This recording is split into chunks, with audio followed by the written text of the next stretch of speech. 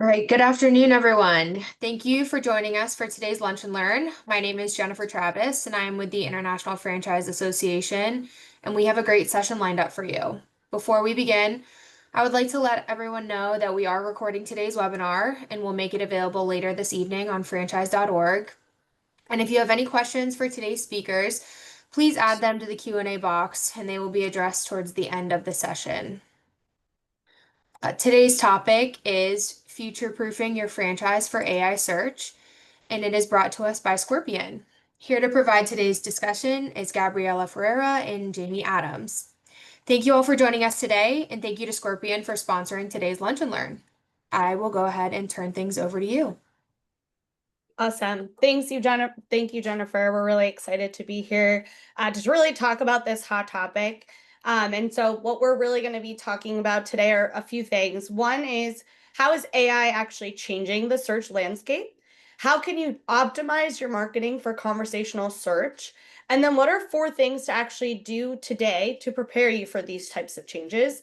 As she noted, you could please feel free to enter the questions in the Q&A, and we will get them and be able to answer them throughout our session. As I said throughout this, I'm Gabriela Ferrara with Scorpion. We are actually the national and local digital marketing lead generation for franchisors as a preferred vendor. It's a mouthful, so I wanted to make sure I got it accurately. We also have Jamie Adams, our Chief Revenue Officer of Scorpion, joining us today. And he's really passionate about this topic because we've seen how it's been influencing a lot of what we do within Scorpion's ecosystem and all the brands that we partner with. And so we really want to make sure that we're constantly learning, educating ourselves as well as our customers, and making sure we're implementing things into what we do when we provide our services. So to kick it off, I'm going to pass over to Jamie. He's going to share some data about what's really happening in consumer behaviors when we're thinking about search in particular. Thanks, Gabs. Yeah, and I'll echo her comments. Appreciate the partnership with IFA. Love being part of the franchise community. We've been working across franchise now for 11 years, which doesn't seem like it's been that long, but it has. And personally, I've been involved in franchising on the vendor side for almost 20 years. So really, like Gabs mentioned, I'm really excited about and I'm really passionate about today's topic. There's so much going on in the world of AI. I would say that this is probably going to end up being a bigger moment in history than the advent of the internet itself over the next few years. So while we're going to talk about things that I think are relevant today, I think it's really worth mentioning that AI is very new and this landscape is going to change and change quickly. So it's really, really important and critical that you pay attention to what's going on with some of these big players, particularly the OpenAI or ChatGPTs of the world, the X and Grok, certainly Google and Gemini. You can't sleep on Microsoft and their relationship with OpenAI. So I think it's really important to keep a pulse on what's going on with these big players, and then also just a lot of other companies that are kind of popping up in this space. So digging into the slide content, we did a survey last year at Scorpion of about 1,000 consumers, and we asked them if they believe that AI improved their search experience. So when I say search experience, I mean traditional search, like you think about going to Google or Bing and doing a search. And 75% of the people in our survey said that they felt that AI improved their search experience when it came down to searching for local businesses specifically. So that's not just a stat, it's a signal. If 75% held that to be true about a year ago, I would imagine that has actually increased over the last year. So, the reality is that AI is really reshaping how consumers are finding and trusting businesses. And we'll talk about this in a second. This is actually changing how they search a little bit. They're actually not just doing what I used to call kind of Google speak or Google talk, plumber near me, restaurant near me. These conversational systems like ChatGPT and Gemini and Grok are inspiring more conversation like queries and questions. So what we're seeing is that consumers are trusting these systems and they're also having real conversations with AI. But here's a little bit of a twist. The trust varies. In our survey, only about 14% said they trusted AI completely. 40% said they always double check what they're seeing. So at the end of the day, you have to prepare your business to show up in these kind of conversational search experiences, but you also can't sleep on traditional things like how you show up in traditional Google search, particularly in like the local maps and the organic sections, how you think about your online reputation reviews. Those things are still very meaningful, and they're used as kind of fail safes when people may start with one of these new generative AI platforms, but then move downstream to maybe a Google just to validate what they found. So we believe that this elevation in trust and behavior is a real opportunity for businesses if you actually have a plan to show up in these platforms. So Gabs, if we can go to the next slide, let's talk a little bit about how AI is changing the search landscape. And then in Gabs, the next slide too, please. So let's start with AI search results and how they're inspiring conversations. So I mentioned this a couple minutes ago. We believe that the days of Google Speak or Google Search, traditional queries like plumber near me or restaurants near me, or a deep tissue massage near me, if you're in the spa space, we believe that those queries are going to continue to kind of dissipate, and they're going to be replaced by longer form conversations. And we're seeing this. We're seeing this happen even in our own customers' results. We run SEO and paid advertising campaigns online for almost 16,000 customers today. So we have a trough of data that shows that queries for our customers are actually becoming much more longer and more detailed. So it's definitely fair to say that AI search is making these customer conversations more conversational and more demanding. So, like for instance, here we've got on the screen, we're seeing queries like, "I'm looking for a new HVAC system. How can I find the best contractor?" This is a real example from one of our customer campaigns that we see. So, what does this mean for you? I would say it means that the content on your website and about you online needs to speak to answers to real questions that consumers have, not just kind of traditional, what we used to call kind of keyword stacking on a website. So you need to be thinking about your website content from the lens of, is my content actually answering questions that my consumers have about my customers have about my business? Your site and your listings and your third party like representation, so how you show up on Yelp, in your Facebook profile and your Google business profile and others, they need to offer up proof that you're the right choice. So what are some of those kind of proof points are really important? Well, we've seen definitely third-party reviews continue to be a massive signal that even these generative platforms are using. When I say generative platforms, I mean like your chat GPTs of the world. So you need to make sure that you're continuing to double down on review content. And then I mentioned, just making sure that content on your website and about you online is actually answering real questions that your consumers have about your business. So we can go to the next slide, Gabs. The other thing to kind of keep in mind is that all of these platforms show results quite differently. So within Google today, you've got in the top of traditional search, you've got the AI responses that show up sometimes based on your query. You've got Google introduced something called Google AI mode not long ago. That is kind of a more conversational result page than their typical google.com view. And they just actually brought out a couple of days ago, or maybe a couple of weeks ago, that they're actually going to start showing ads in Google AI mode later this year. Looking probably around Q4. So, the net is that depending on which platform you're using, it could be GPT, it could be Grok, it could be a traditional google.com or Google AI mode. The search results are not showing up the same everywhere, right? Google may show a very detailed overview with steps to find a business or a contractor. It may source their results from different places like a Yelp or other third-party directory profiles. So at the end of the day, you need to, going back to what I mentioned earlier, you need to make sure that your website and everything about what represents your business online and third-party directories is accurately representing you and what you want it to be about, so that you make sure that you are kind of setting the tone, if you will, for how these generative AI platforms actually source information about your business and show those things. And one thing that's definitely tried and true is that these AI tools are pulling data from lots of different sources about your business. So you can go into like a Chat GPT, for instance, or a Grok, for instance, and you can even set it up to actually show you where it's getting its information when questions are asked or conversations are had within those tools.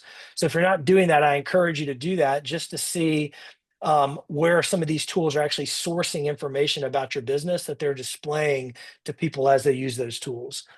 So, I think the message here is that you need to be everywhere, you need to be consistent, and you need to make sure that the content about you online is actually a trusted source. So, Gabs, we can go to the next slide. So let's talk a little bit about how you go about optimizing your digital marketing and just your marketing in general for conversational search. So the first thing is, like, when we think about strategy, I would say that where I would double down is amplifying your brand and digital presence. And what I mean by that is that when I've done and when we've done research to see how businesses are showing up for queries about their products or about their services, more times than not, and I would say this is a 9 out of 10 stat, the businesses that are surfaced most consistently are the ones that have very meaningful brands in their marketplace. So, for instance, I live in Dallas, Texas. We do a ton of work with service-based businesses at Scorpion, so residential services companies like HVACs and plumbers. We do a lot of work with professional services organizations like attorneys. So I do a lot of my test queries and conversations with these platforms around those segments. And I can tell you that when I look for, who is the best HVAC company in my zip code that does after hours service, more times than not, the results that I get are brands that I see all over DFW. They're doing billboard advertising, they're running TV and connected TV ads and YouTube ads and Instagram ads. They've got lots, like in this case, thousands of reviews, and their average star rating is above 4.5.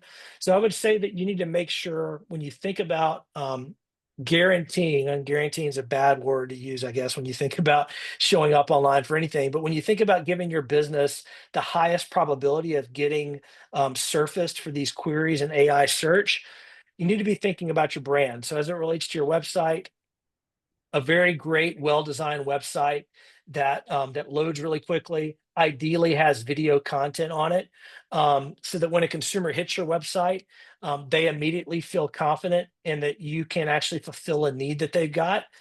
You need to double down on your reviews, because that's one of the more powerful tools that you can control. And honestly, it's really cost effective having a great process to get reviews from your customers. They're typically very viewed as very authentic, very scalable, and like I said, you don't have to pay for them. And like I mentioned a second ago, you got to double down in brand. And when I think about brand, there's lots of ways to think about brand, but one, just starting with making sure that you're communicating clearly what your business is about, your mission, vision, purpose, making sure that that all of your content is well designed, ideally that you've got video, and that you're leveraging social media as a platform as well to spread content. And candidly, I would not sleep on platforms like TikTok if I were you. I think that they've got a lot of influence, especially depending on your sector, but a lot of influence that can give your brand a competitive edge in this age of AI. So with that, I'm gonna swap over to Gabs and let her give you a couple of other insights that we see are really, really critical when it comes to doubling down and showing up in these conversational AI platforms. So Gabs, I'll hand it over to you. Yeah. So, in addition to having that strong brand presence and building trust, I think the obvious thing that we're all seeing that shift is how can we actually enable your website then to be more conversational? And what does that actually mean? As Jamie mentioned, it's the way that we're kind of living and breathing it today. Whether you're on Google and you're seeing the Google AI overview, if you're going directly to these types of models like Chat, Gronk, etc., to ask them about services or questions that you are trying to inquire about. And so with that, it's how can we now adapt your website to ensure that there's actually content related here that are asking for those types of services. So some of the things that we've been able to leverage is, by implementing tools such as even AI chat, you can actually learn, that's learning from your website, but it's also learning from your consumers that are going onto your website and asking you questions directly. So that could influence additional ways to provide frequently asked questions with more maybe detailed responses that are conversational. It could also help directly influence the type of educational content that you can have on your website. And I think that goes back to what is content that can actually be educating potential prospects to really show up in those AI search results. So, this is really, once again, positioning your brand to be that thought leader. How can you really be seen as a trusted source?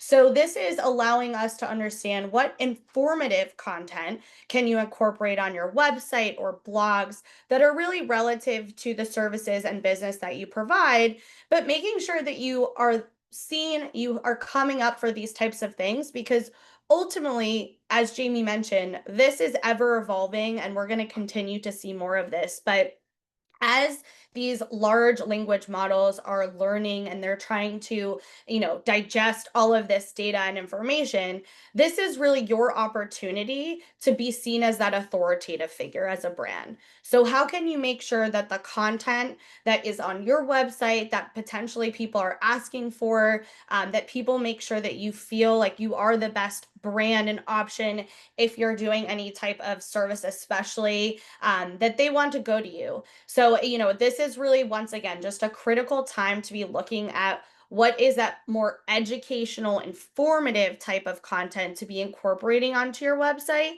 so that once again, you can really show up in some of these search results, and then ultimately bringing, potential prospects to your website to convert to a customer. Now, with that, we know that there's really some things that we can implement today. Obviously, the freeway is continuing to get reviews consistently. This is that authentic way to provide you with credibility and authority. So, if you are getting surfaced up in any of these types of search results, then someone, as he mentioned, people are still double checking who you guys are by having all of those types of reviews over a 4.5. That obviously helps influence a potential decision maker. Now, the other thing, as we talked about, is really focusing on having that strong brand presence. This is critical, and it's not just digital. And I think that's important to note. It also is these types of offline traditional methods. So, making sure people recognize your brand, they see you, they've seen your name, they've seen your logo in their local markets, because once again, it gives them a feeling of trust, even in this world that there's still some, do they really trust AI? Maybe not fully yet, but ultimately they know who you are and they've seen you before. Now, this may seem simple, but making sure that your service offerings are actually accurate and up to date, it goes back to what you're surfacing up in those AI search results, but then also that you have that credibility in your trustworthy brand. If you look at your website or even look at third-party sites and you realize maybe there's a service offering that that location in particular doesn't offer anymore, you want to make sure that that's reflected in all the accurate places. And I think that's really, especially when we're thinking about your franchisees, sometimes there's services that you can provide in your local markets, but not every franchisee does. So making sure that those services that are provided are completely accurate and up to date will make it easier for a potential consumer to find you guys as well. Now, the last thing when we think about conversational FAQs, might actually, be of course, you have to have this, but I think that we want to really challenge people to think about questions that your customers are asking you when they're buying from you. So, when they're in your location, when they're talking to a receptionist, when they're talking to your staff, what are those things that people are asking so that you can incorporate that digitally onto your website? So, some good exercises would be keeping a running list of questions your call center, your receptionist, or whoever's answering a phone is getting for maybe about a week. And make sure that all of those types of questions are answered on your actual website and your FAQs, or that there's content related. Another one is we see this often specifically in, the home services, that price is always a big question, but people are very hesitant to put those on their websites.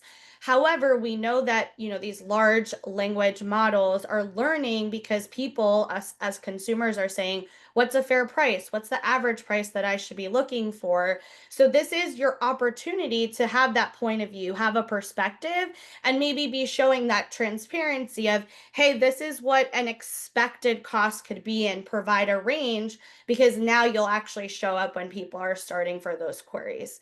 So these are just some things that you can implement today without being that AI search expert, or really, even just an LLM expert. But it's a way for you guys to educate your franchise system, your franchisees, because all of these are going to impact them locally.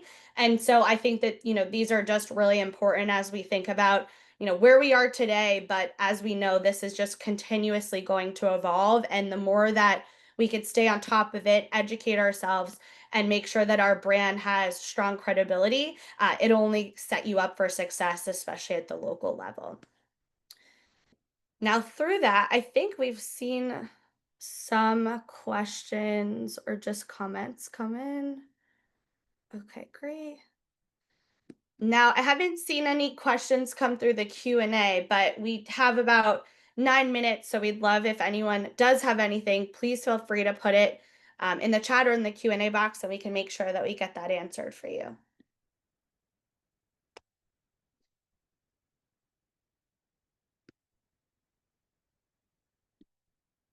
Okay, great. Okay, here we go.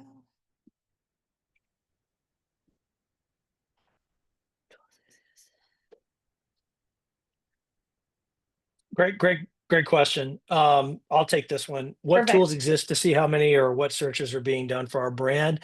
Ahrefs just introduced a tool that our team has found pretty solid.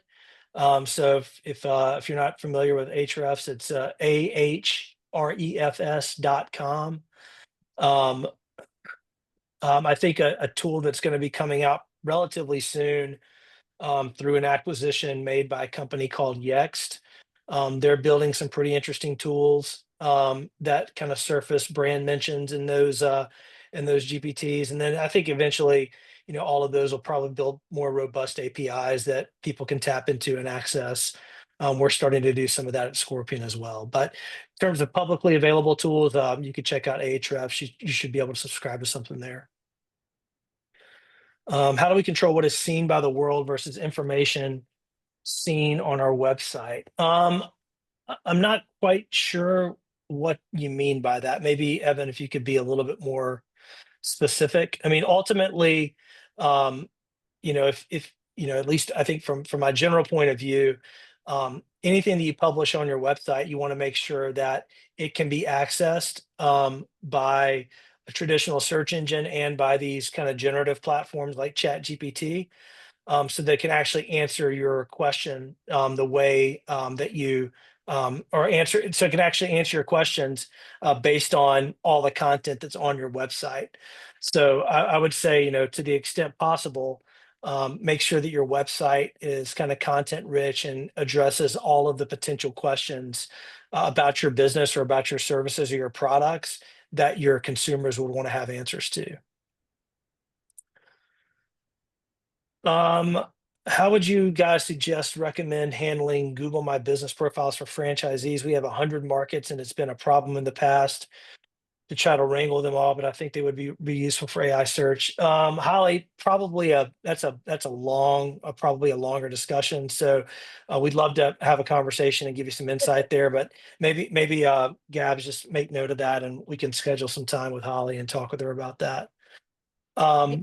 Question from Liam. How much emphasis do AI platforms place value on third-party sources versus your own websites?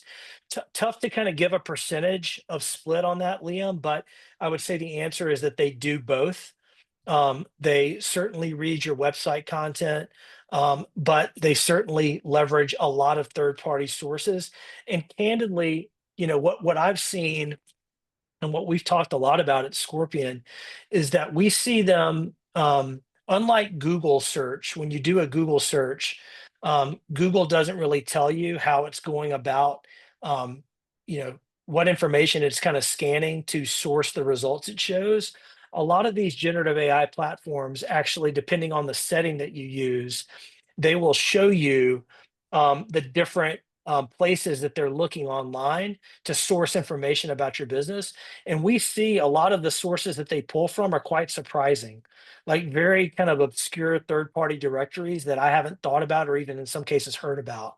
So again, I think that's why we say, like, to the extent possible, even through data that you can get through aggregators and through listing services like Yext, it's really, really important that you've got your business information up to date through those tools. Some of the info I won't be able to search franchisees sales. Oh, I see what you're saying.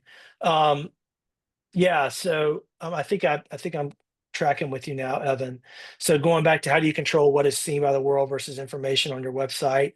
Some of the info you won't be able to search, like franchise sales website information. Yeah, look, I mean, again, I think the way to think about that is, to the extent that you can, start thinking about ways that you maybe could publish content that would be a little bit more meaningful around things like franchise sales. I don't. This is not this is not a perfect analogy, but I'll try to give you a little bit of an analogy that I talk to a lot of our residential services customers about, and maybe it'll ring a little bit true for your situation in franchise sales. Think about, I'm sure a lot of you are homeowners, or you live in a house that you've got to hire a plumber or HVAC for some reason, much to your chagrin, right? Because no one really ever wants to hire a plumber or HVAC, means that there's a problem. But one of the biggest questions that consumers have when they have to hire a plumber or HVAC is information about price, right? And historically, those business types, they don't ever want to address price until they're in your house. So if you call a plumber HVAC and you've got, let's just say that you've got your thermostat's not working, and you call and say, hey, my thermostat's not working. Can you give me an estimate of what it's going to cost to get fixed? Well, their response is typically going to be, well, hey, like, we don't really get price over the phone. We need to send a service technician out to evaluate what the problem is, and they can give you a price. I actually believe that the businesses that think about how they can surface pricing information and answers to price questions on their website are actually going to have an advantage, because those are the types of questions that consumers are going to go to these generative AI platforms and ask.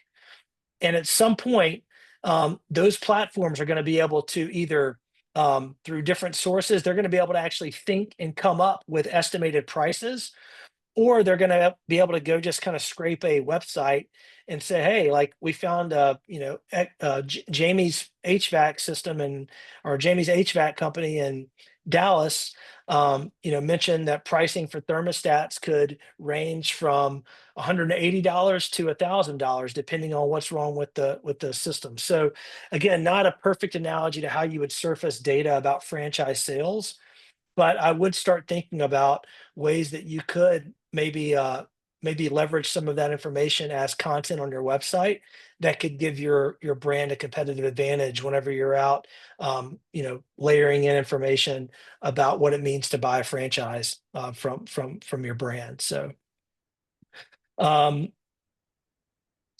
looks like that's it for the Q&A. We've got another minute or two, so if there's one more question, happy to take it. If not, I would just again say, on behalf of Gabs, myself, and our Scorpion team, we really appreciate the partnership with IFA. We really appreciate the opportunity to serve the franchise community. We look forward to doing that the rest of this year and many years to come. And thanks so much for taking time out of your day, depending on where you are on West Coast today. So mid-morning or during your lunch hour to join us, and hope you got some value out of this. Thank you so much. Thank you so much, Gabriella and Jamie. This was excellent content and excellent feedback from all of you, and we really do appreciate it.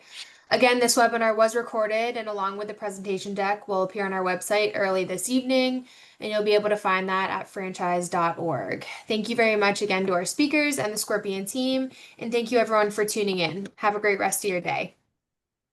Awesome. Thank you.